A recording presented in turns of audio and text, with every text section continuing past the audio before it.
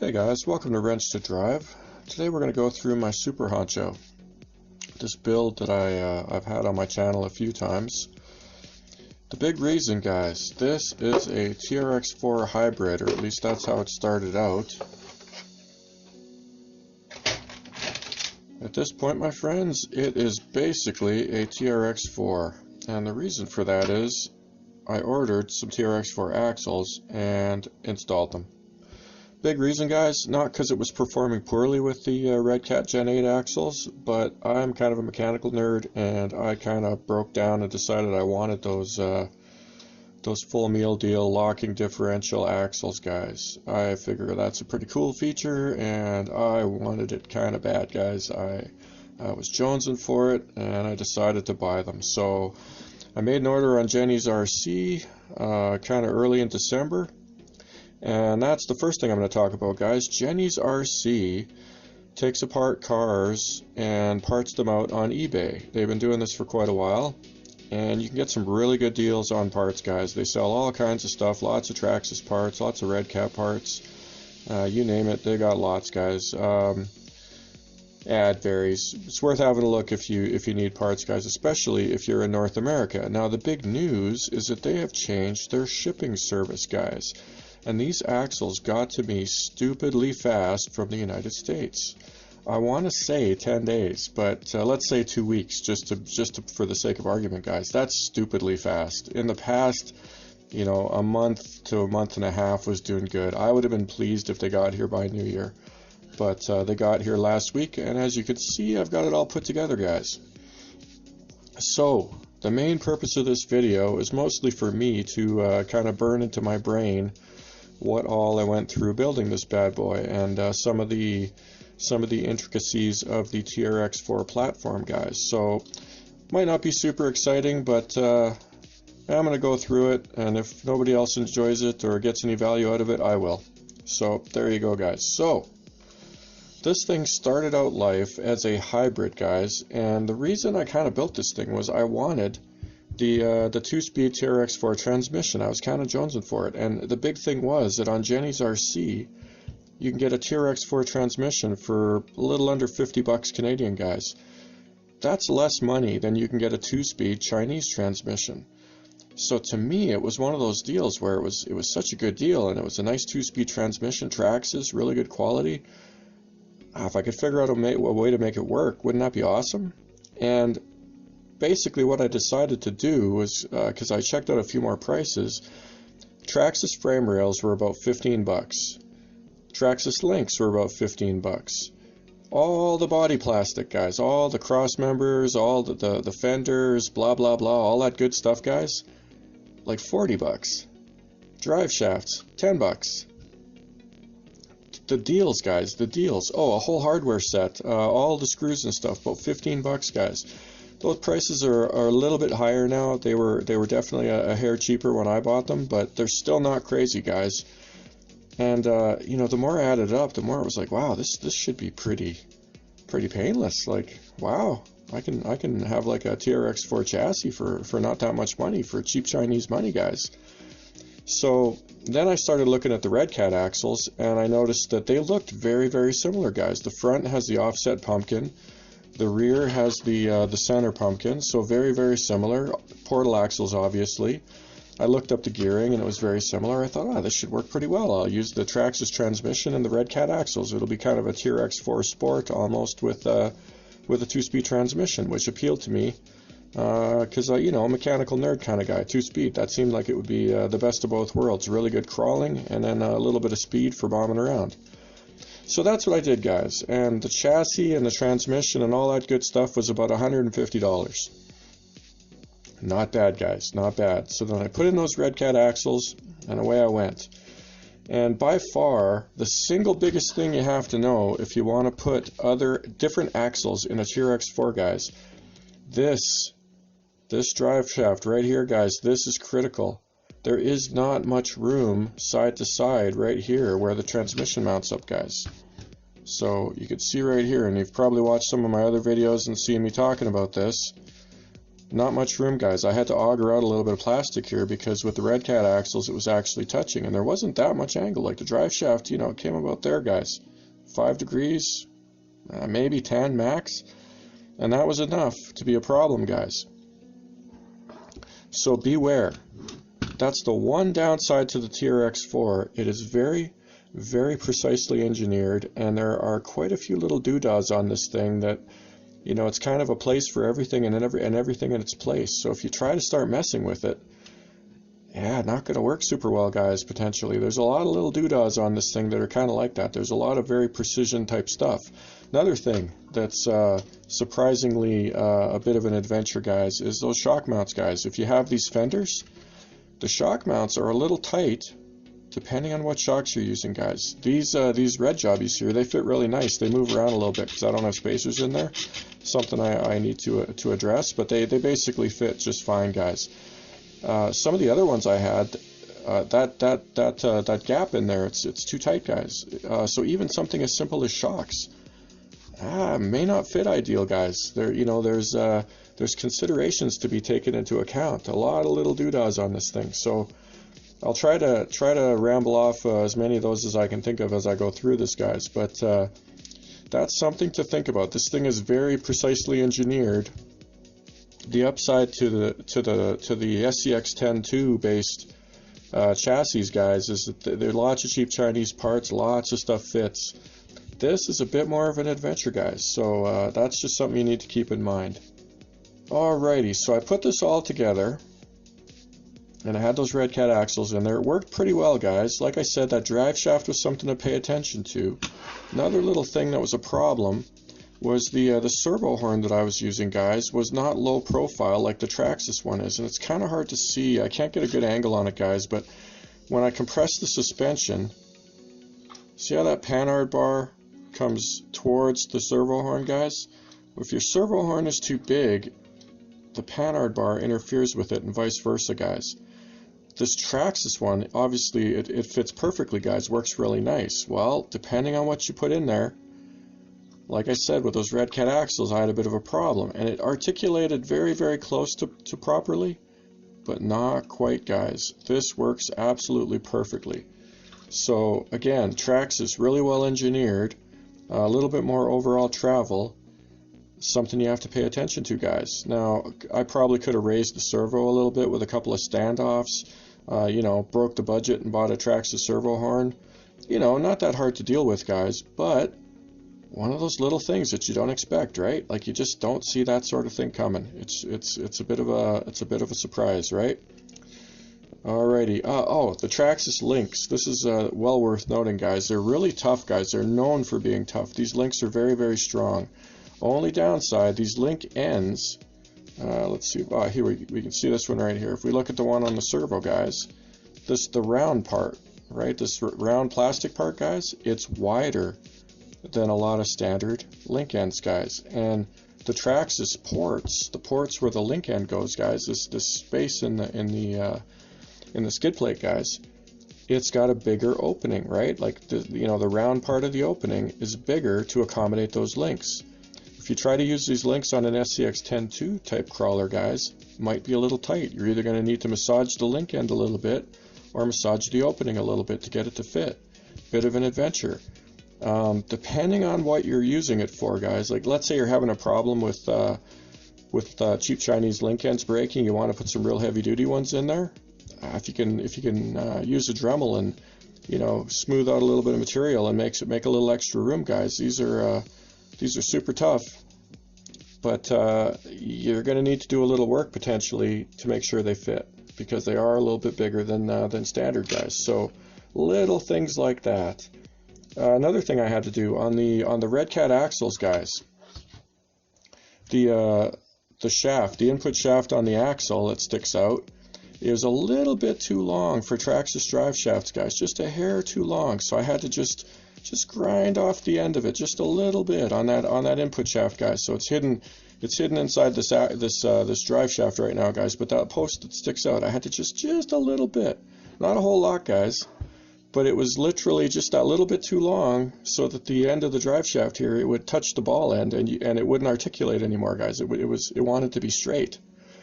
So little things like that, guys. Yeah, very small things, guys, very small things. Alright, so at this point, I want to say this crawler is about 90% Traxxas, guys. There's a few bits and bobs that aren't, and you know, little cheap pieces here and there. The one set of parts that does not come with the plastic if you buy it at Jenny's RC, guys, is the bumpers. They don't come with it. That didn't bother me because I wanted to use my own bumpers anyways, my 3D printed ones. Oh, these are not Traxxas wheels and tires. These are these cheap Chinese guys. Lots of people are running them. I got these wheels and tires for 45 Canadian, guys. Super, super cheap. You cannot go wrong for that kind of money. The only downside, they came pre-assembled, and only one of these wheels is it even possible to take apart because the screw heads are stripped. And the only reason that's annoying is that these only use 6 screws to hold them together, guys, not a million screws around the outside like some of the bead locks do. So these would actually be quite easy to take apart and put a different set of tires on, except these ones I can't because they're wrecked, guys. They're basically a lost cause. You're going to have to drill and take those screw heads off to get them to come apart, guys. So that's the only downside. If you buy a pre-assembled set, beware. They may not be assembled, you know, as carefully as you would have assembled them. So those were super cheap, 45 Canadian, guys. That's about 35 US for wheels and tires, guys. For metal wheels and tires, absolute screaming good deal. I'm running a which servo is this? This is the servo out of the Redcat Gen8, but if it wasn't this, it would be a $20 Chinese cheapo 20 kilogram or 25 kilogram servo, guys. They're I get them off Banggood. They work really, really well. I haven't had any problems with any of them. I've got I think three of the heavy duty ones, and I've got 2 or 3 of the light duty, like, I don't know, $10 ones, and they're all Metal Gear. They all work really well. I haven't had any problems, guys. They seem to work really, really, really nice. Body mounts, guys. I'm actually using these custom ones because my body already had holes in it, so I just made up this body mount with the posts in the right place, and away I went. The plastic from Jenny's RC did indeed come with the body mounts, so don't worry about that if you're looking. This is the plastic out of the TRX4 Mercedes-Benz, guys. And I am not 100% sure how much variation there is in the TRX4 plastic, but I believe there is some, so that's something to pay attention to depending on what you're going after, guys. Let's see here. At the moment, I'm just running a super cheap Chinese 550 brushed motor. This is the ESC out of the Redcat Gen8. Trying to remember why it ended up in here. I think just because it was not in the Redcat Gen8, so I decided to use it. I'm using some absolutely dirt cheap, roughly $3 each little micro servos, guys, and they are working fine so far. I'm actually really curious to see how long they last because the Traxxas ones are kind of notorious for not being, you know, indestructible. The only one I'm actually worried about is the gear shifting servo because the actuator on the transmission there, guys, when you shift gears, if you catch it in an unhappy place, it'll stick a little bit until you drive the truck, and then it'll pop into gear. That's a little bit hard on the servo, guys. So this one would not surprise me if it didn't last super long. These guys, somewhat surprisingly, just using these cheapo servo horns, guys, they seem to work just fine. There's not a lot of excess noise going on, and they seem to function really nicely. Now, in case you're wondering, the axles came with the servo horns, Traxxas servo horns. The reason I'm not using them is that these cheap generic micro servos have a smaller post than the Traxxas ones. The Traxxas micro servos have a full-size post in them, so they use like a standard size, like big servo size servo horn, guys. Like a 21 tooth? Whatever, you know what I mean, the post, the pokey bit that sticks up with the splines on it, guys. It's the big size. Far as I know, Traxxas is the only ones that makes micro servos with those big honking posts on there, guys. So they're kind of hard to come by if you want to do the exact type of deal to get this thing working, guys. But these little guys. These are just nylon servo horns, guys, and I just trimmed them down, and I used the innermost hole. They actually seem to work pretty well, guys. They flex just a little bit, so they're pretty tolerant of the range of motion that they need. So I don't know. We'll see. I kind of think they should hold up okay, guys. And I'm trying to remember now. I think what I was going to try and do was put a dab of hot glue on the bottom of that screw to hopefully hold it in a little better, but I don't think I got around to it. So that's something I should probably do here one of these days. And then that's just a little hot glue holding the servo in, because I broke off the tabs so I could just slide them in. And then the wire actually creates quite a strong amount of friction to hold it in place there, guys. It's probably not ideal in terms of longevity, but since we don't expect these servos to last forever anyways, it's not that big of a deal. The hot glue is just to hold them in place that extra little bit. They seemed fine. I drove it not a super amount, I don't know, 10 or 15 minutes just to see, doing lots of shifting, and they didn't seem to have any problems. So I just hot glued them. Hot glue comes off really easy, guys, so relatively easy, let's put it that way. You can typically peel it off. So that seems to be working, and if these servos don't hold up at all, guys, I'll post a follow-up, but like I said, I don't think it's going to be a huge problem. I'm using the stock battery tray position. This is a Dumbo RC receiver, guys, 6-channel, the non-gyro version. Works really well. The only downside is for these guys, it's not a button shift, it's turn the knob, but you just turn the knob basically all the way from one side to the other. And I think it is, which one was it? I think it's this servo here. It's a little one out of an old RC heli. And it doesn't like being at one end. I believe it's the inward end here. You can see that it's not turned quite as far as the other one is, just because it just sits and rattles a lot, just na na na na na na na when it's all the way over. And in this spot right here, it's totally happy, guys. So you dial it all the way over, you bring it back just a hair, it works just fine, guys. So in case you're wondering, that is the poop. And what I think, the way I envision running this, guys, is with the back end locked up and the front end freewheeling, guys, because then you get really nice cornering and you still get pretty darn good traction. Now, I could be wrong. It may end up that having the front end locked up is way more benefit than I'm thinking it'll be, and you know, I'll want to be doing that much more than I anticipate. But in my head, the way I see it is having the back locked up, the front with the unlocked diff, and running it a lot like that, guys. For what it's worth, these cables, if you manually pull them into either locked or unlocked position, guys, they actually stay quite well. The axles are not prone to popping in and out. Same goes for the transmission, guys. It's very positive. I was running it with a little pull rod that went to the back of the truck, and you know, just to see if how well that would work, guys. And so you could shift gears manually instead of using a servo, and that worked really well, guys. I had no troubles at all with it popping out of gear.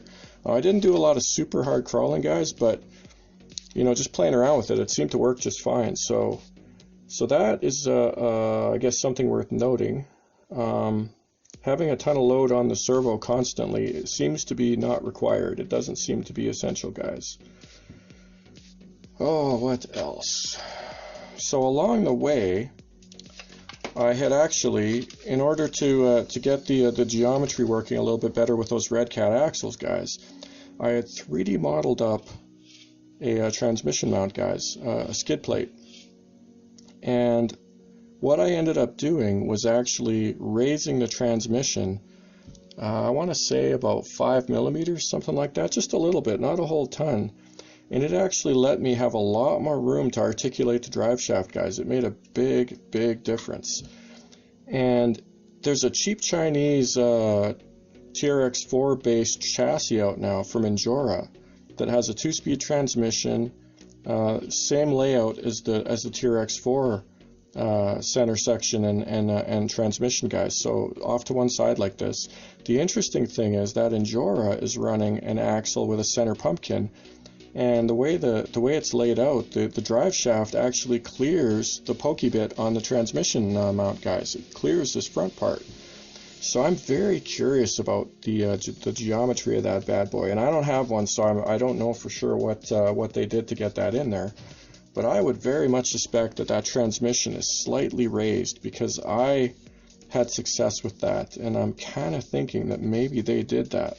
Now maybe not. Maybe it's just that the drive shaft they're using, it has the narrow part up top here, and it's got the part with the orifice, the part that the pokey bit goes into, down at the bottom here, and that just makes this part skinnier, right? So this section here is much thinner. It's probably half the diameter that this is. That by itself would give it, you know, 4 or 5 millimeters more room, guys.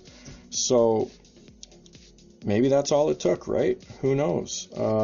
Tough to say. So I'm very curious about that. That's something that sometime down the road here I would actually very much like to look into. These shocks here, these two-stage shocks, upper spring, lower spring, floater in between, guys, these things work really, really well. I'm impressed so far, guys. It's hard. It's going to be a little bit hard to show you here. I want to see if I can show you, but you get a really nice droop to the chassis. Like you get a little droop. It sits very much like a real car, and then you get very smooth action, guys. They're actually pretty nice shocks for Chinese cheapos, guys. I want to say I paid 25 bucks for these. Might have been 30. Definitely not more than 30, guys. I got them on a pretty good deal. A lot of times they are in that $40 range. Probably worth it, guys. A lot of these Chinese shocks I don't recommend overpaying, but these ones do seem to work quite nicely. The one thing I'm curious about is durability, guys. If they're going to hold up well or not. One small criticism: if you're running a very heavy crawler and you need them stiffer, when you spin down the adjuster, this particular set, and I don't know if they're all the same, the floater goes down a little too low, guys. You can only go so far before it's almost off the shock and it can get stuck. So that's a small problem, guys. Now for my purposes, this setting here seems to work all right. So that's something to pay attention to. Depending on what you're going to put them into, you know, will it work perfectly? Depends how stiff you need those springs to be. Now, nice thing is you can get different springs for these as well, guys. So yeah, they're pretty sweet, and I'd say 30 bucks, money well spent, guys. They work really well. Mine do not seem to be leaking at all. They are oil filled. Yeah, I don't see any oil coming out, so that's good. Oh, one thing worth noting with the hardware kit from Jenny's RC, guys, is it comes with TRX4 hexes, guys. TRX4 wheel hexes, you know, kind of a nothing thing. They're very nice quality, guys. That hardware kit, I got 2 of them, and because they were very reasonably priced, under $20 Canadian, 100%, guys. Those TRX4 hexes, if you buy them locally here, a set of 4 is $20 Canadian. They are not cheap. So right there, the hardware kit with all the screws, the Allen wrenches, body clips, what else? They come with all kinds of stuff, guys. I mean, money well spent. Like, holy smokes! And really nice Traxxas screws, guys. So if you do it yourselfer, or even if you're an RC guy and you don't have a whole lot of screws kicking around, buying one of those hardware sets is not money poorly spent, guys. I mean, I sorted them and put them in my little screw containers, and you know, now I got lots of screws, guys. It's a relatively inexpensive way to get high quality screws, because there's a lot of hardware in a TRX4, guys. The one thing to pay attention to is the full meal deal TRX4 with all the servos and everything, guys. The Bronco or the Mercedes or whatever. It comes with more screws than the Trax version or the TRX4 Sport. The Trax version is similar to the Sport, guys. So a few less screws. I bought one of those because it was really cheap. I want to say it was like 15 bucks Canadian. So I'm speaking from experience here. There's a few less screws. It still comes with wheel hexes. Money well spent, in my opinion, guys. So those hexes, totally worth it if you need hexes. Now the one thing about them is the output shafts on the TRX4 I want to say are 6mm, if I recall correctly. So those hexes have an inner part that's 6mm, and the outer part that goes to the nut end are a little bit smaller, 5mm, I believe. And some output shafts are 5mm. You know, super common a few years back. More and more cars are getting 6mm output shafts with just the pokey bit that sticks out that the nut goes on, 5mm, guys.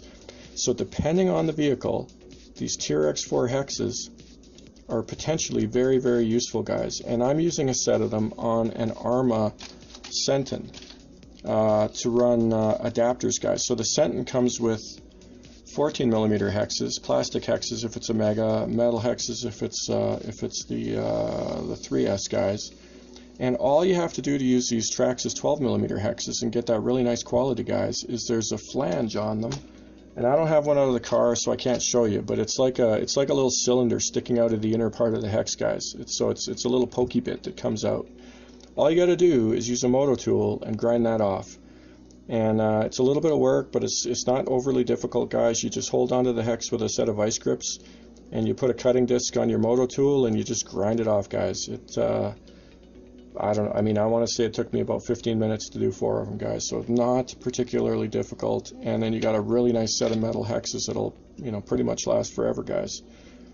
So that's another tidbit. Alright, so my transmission mount worked out really nicely. Like I said, what I did was I actually made it with adjustable posts. So I could alter the height of the posts and move that transmission up or down.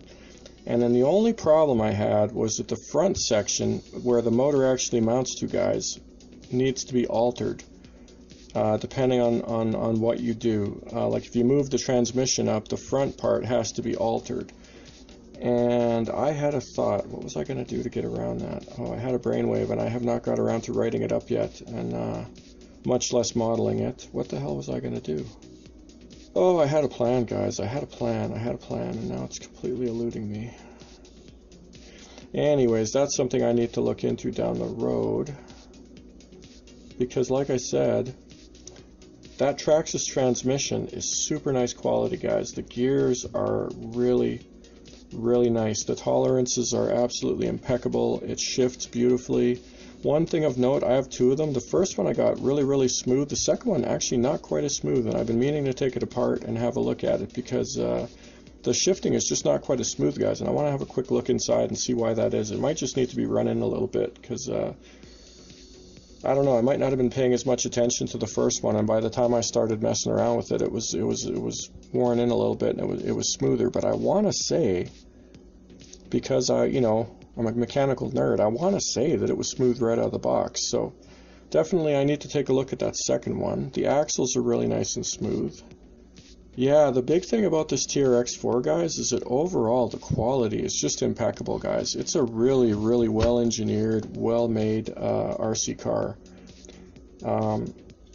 I definitely can't knock Traxxas in any way, shape, or form for the quality, guys. It's super tough, super durable, really well made. Now, one of the things that I wanted to talk about, guys, is obviously there's 2 versions of the TRX4, guys. 2 main versions anyways. Obviously there's actually 4 versions, but the 2 main versions are the full meal deal with all the servos and the T-locks and the shiftable transmission, and the sport version that has solid spool axles and 1-speed transmission. So how do you know which one you should get, guys? And there's one little bit of wisdom that I'm going to drop on you guys, and hopefully it's useful.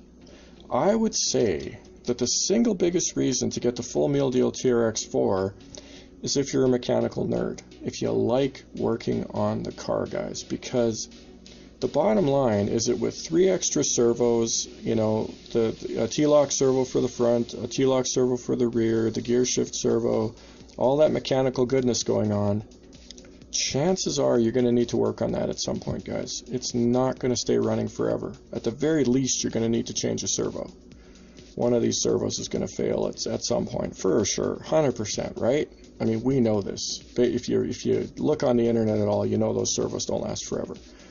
So if you don't love working on your car, guys, I would strongly recommend getting the TRX4 Sport and putting in a brushless system if you want that super well-rounded performance, guys, that high top speed and the high quality crawling, guys, because a brushless system will give you that.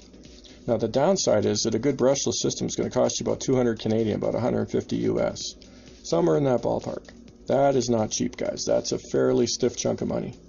But if you don't love working on your cars, guys, if you like driving them, guys, I'm a drive to wrench guy. If you're a wrench to drive guy, so you want to drive it and you wrench it just to fix it so you can drive it some more, guys, you put in a brushless system. These are very, very durable trucks, guys. And with those solid spool axles in the TRX4 Sport, really, really tough, guys, and really not much to go wrong. So you get the slow speed crawling performance and you get some more wheel speed from a brushless system. To me, that's a really good solution. Now the comical part is that you're not really saving any money because you're putting in an extra couple $100 into the Sport to get it to drive the way you want it. But the way to look at it is that you're putting your value into a versatile power system.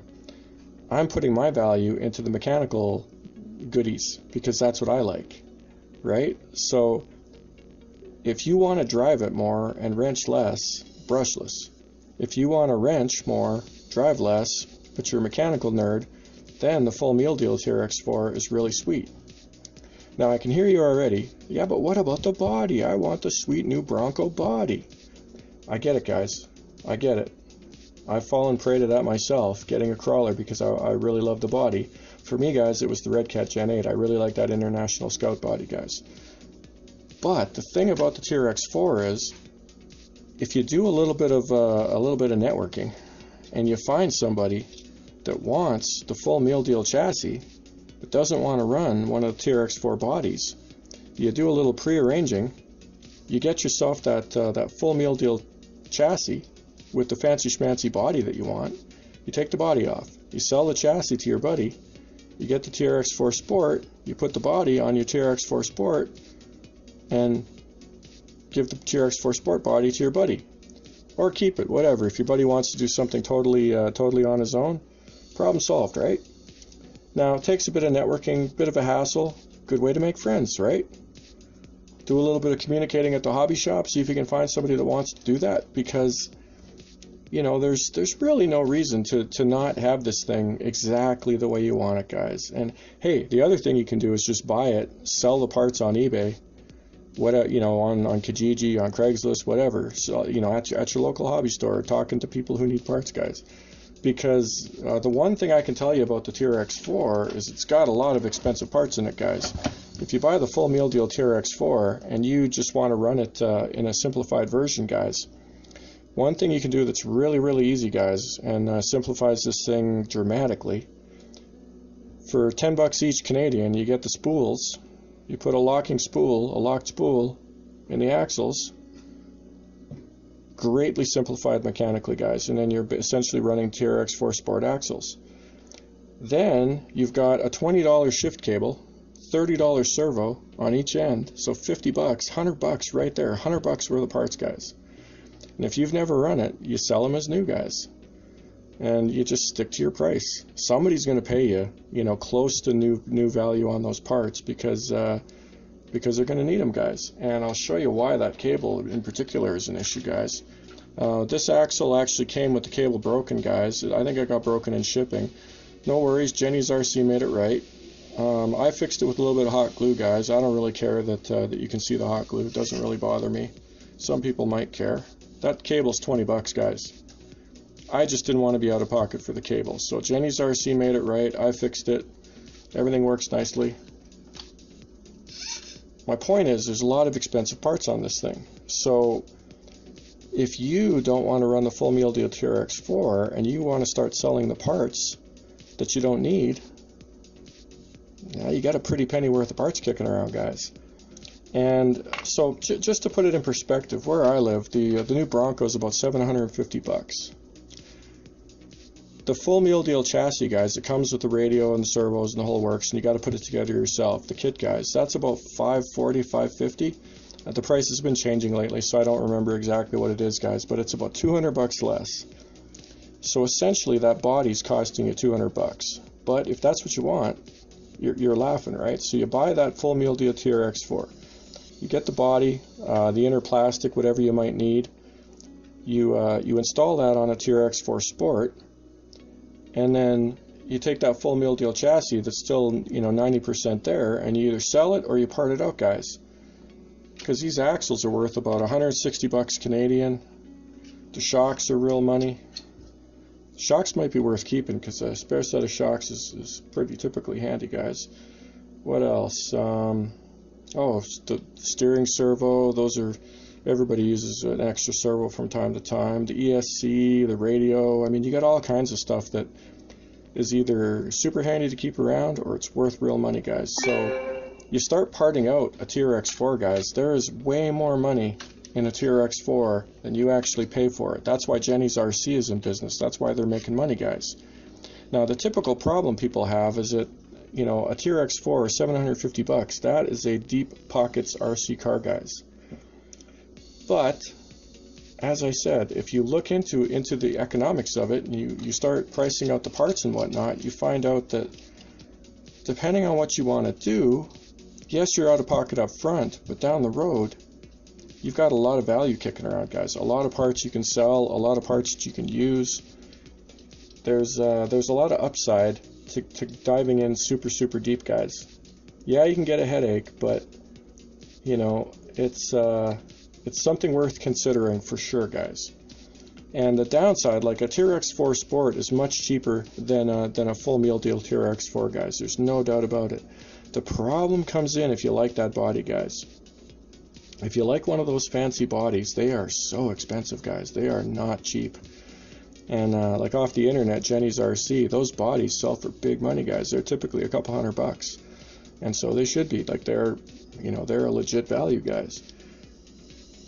But again, it's something that, depending on how you want to approach the hobby, guys, it may be well worth your money, your time and money to just buy that full meal deal TRX4. So anyways, that's the chassis, guys. At this point, 90% Traxxas. Got the cheap servos, $3 each. Got the Redcat speed controller, works really well in this rig. Dumbo RC radio.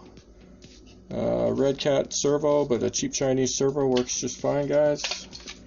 So this thing, at this point, I'm not into it for much less than the Traxxas chassis kit, guys. I'm definitely still under the Traxxas chassis kit price, but not by as much as I would like to be, guys, because it does all add up. So I can tell you from experience that if you're looking at building one, the way to go is to save up your pennies and buy that kit, guys, because it comes with everything. It comes with that really nice Traxxas radio, it comes with all the Traxxas parts. If you don't want to run those Traxxas servos, guys, you sell them because they're worth a friggin' fortune. And then you put in some cheap servos. Super cheap. You can get 10 of these for about $25, guys. They are not expensive. And are they world beaters? No, they're not. But they typically aren't going to die instantly, guys. What else? Motor. Don't need an expensive motor. ESC. A Hobbywing 1060 will run this rig beautifully, guys. A 1080 and it'll be really sweet. Servo. Cheap. These gold bat batteries, guys. This 5200 milliamp hour LiPo works really well, guys. Is it a world beater? No, but I didn't pay much for this LiPo, guys. They were on sale. They were very reasonably priced. So I would say don't pay top dollar for gold bat batteries, but if they're I don't know, 30% off compared to a high quality battery, 30-40% off, something like that, guys, definitely worth buying. Just don't overpay for them. The body, guys. If you're tuned into the channel, you know I like these cheap Chinese Ford body shells, guys. Now this particular one, the decals are not great, guys. That's the big downside. I've done a clear one and made it my own, which has been on the channel before. I like these Fall Guy decals. I made them up quite a while back. I think this is my last one, actually. I don't think I have any left, so I'm gonna have to either print some more or come up with a new theme, guys. The The back half is 3D printed. Designed this up in CAD. It's on my Thingiverse. I made the panels out of cardboard and electrical tape because it's super easy. Doesn't cost much.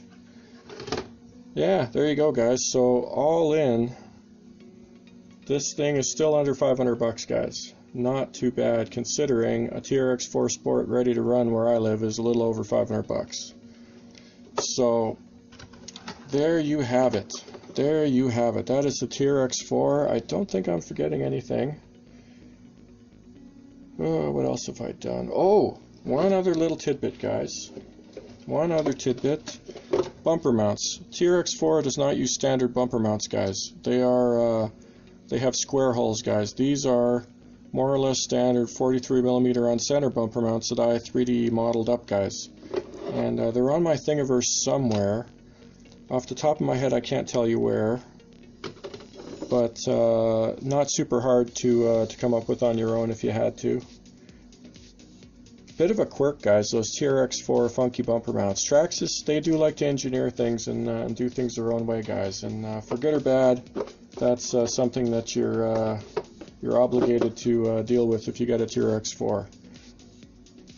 Nope, I think that's it, guys. So unless I think of something else to cut it into this, that is it for this edition of Wrench to Drive, where we ask the eternal question: do you drive to wrench, or do you wrench to drive? See you next time.